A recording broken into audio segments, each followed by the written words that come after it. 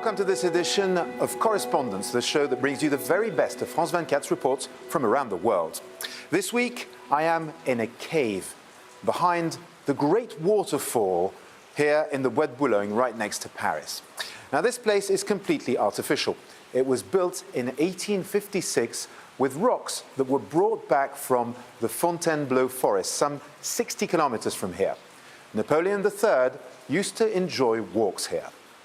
Now, this week, we'll be taking you to Brazil, to South Sudan, and to Guinea. But first, let's start in Afghanistan.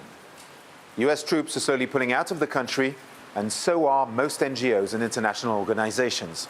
In the meantime, the Taliban are pushing forward, and the locals are getting worried. It's a report by Sonia Ghezali and Solène Chalvon-Fioretti.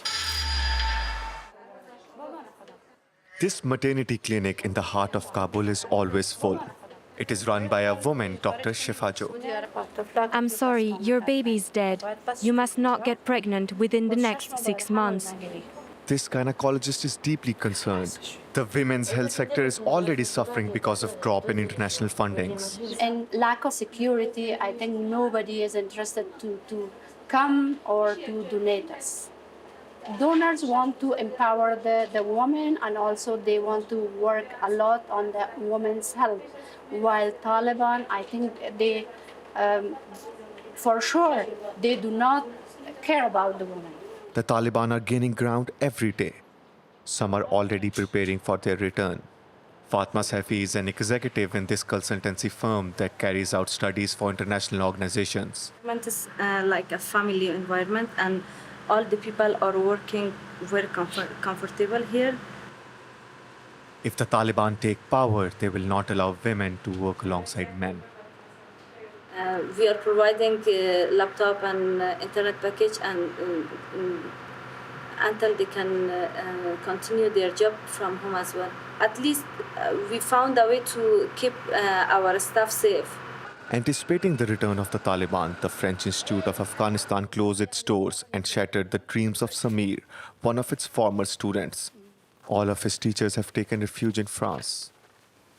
This is the diploma I was awarded.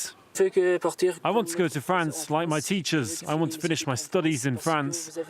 Because the security is bad and there's no peace in Afghanistan. You can't learn here. Samir hopes to get a visa for France, but his application has little chance of success. As the security situation deteriorates, thousands of Afghans plan to leave their country. The civil war in South Sudan stopped a year ago, but the country is still marred by violence. At hospitals, gun wounds are more common now than they were during the actual war. It's a report by Simon Wolfright. In this hospital in Juba, 9 out of 10 patients have sustained bullet injuries. Some cases are extremely serious. A bullet coming from the right side of the face going through out of the left side, which is a life-threatening injury to him. And we did the gastrostomy so that he can be fed easily.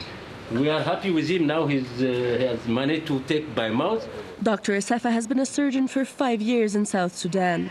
Although the civil war has ended, he's never seen as many cases of war injuries in his ward. So the type of injuries before the peace agreement and after the peace agreement is the same. The only thing, there is an increase in the number of people. Now it's not a matter of conflict. It's a livelihood fighting, okay? They are fighting for their livelihoods, okay? Cattle raiding and revenge. In South Sudan, only a few hospitals are capable of treating these cases. Mayak had to be airlifted to Juba after having been attacked during a cattle robbery in the state of Jonglei. They did not kill me. What I think, when I read there, I will not do anything. I will not do rebellion. I will do the good picture for me. Because when I go to complete my education, my life will be better. But to continue to make rebellion, there will be no end. Since the end of the civil war, the government has tried to impose the disarmament of the population. But in many regions where the state is not in charge of security, rifles are often the only defense mechanism for residents. Arms were collected during the disarmament exercises, but often these arms found their way back to the hands of civilians through corrupt means. The government needs to make it costly. Once civilians engaged in any form of gun violence, that the government will pursue them find them and charge them. To counter violence in South Sudan, the UN has extended for 1 year its embargo on weapon sales until May 2022. Much like former US President Donald Trump, Brazil's Jair Bolsonaro often depicts the media as enemies of the people, publicly insulting journalists or humiliating them. Now, this attitude is now having very real consequences. Cases of journalists violently assaulted by his supporters are more and more common across the country. It is a report by our correspondents in Brazil, Valeria Saccone and Louise Rollet. Essa Globo é uma merda de imprensa. Vocês são uma porcaria de imprensa. Vocês são uns cala a boca, vocês são canalhas. Once again, the Brazilian president takes a swipe at journalists.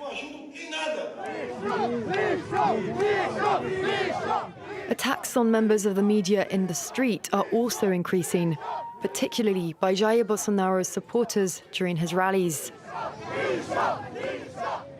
Last year, Reporters Without Borders recorded no less than 580 attacks on the press.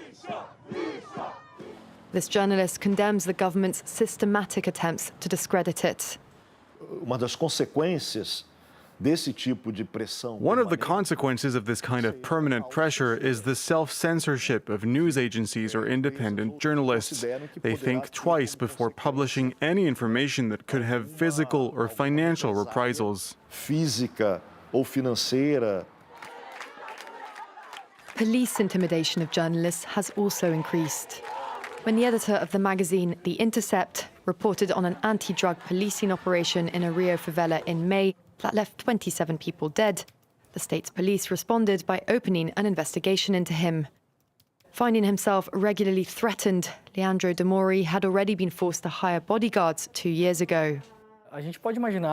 You could say it's almost a political police force. That's what's happening. It's a police crackdown on freedom of the press, freedom of expression. There's a policy of repression of thought. Lately, the police are dedicated to persecuting communicators and journalists who report on the problems and plagues of Brazil. Since Jair Bolsonaro came to power, Brazil has dropped 4 points in the Reporters Without Borders Press Freedom Index. France 24 hasn't escaped this wave of violence either.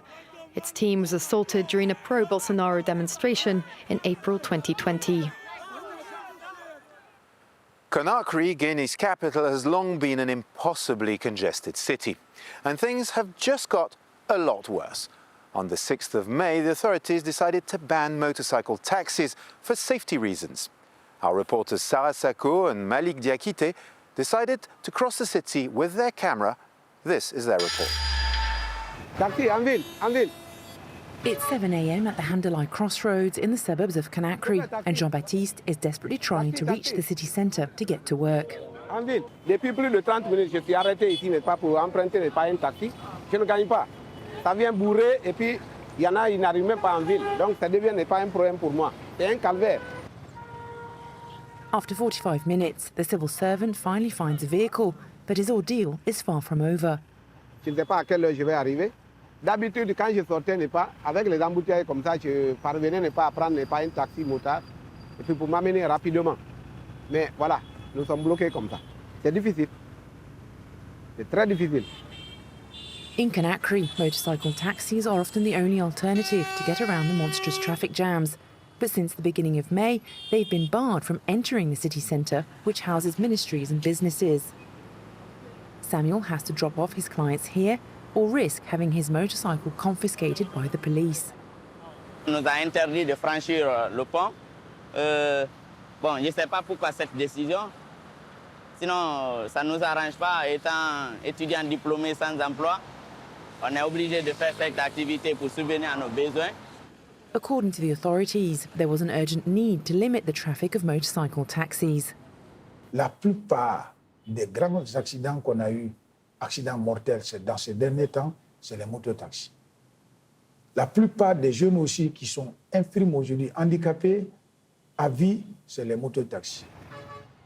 The measures announced by the authorities also include the compulsory wearing of helmets and a ban on transporting pregnant women.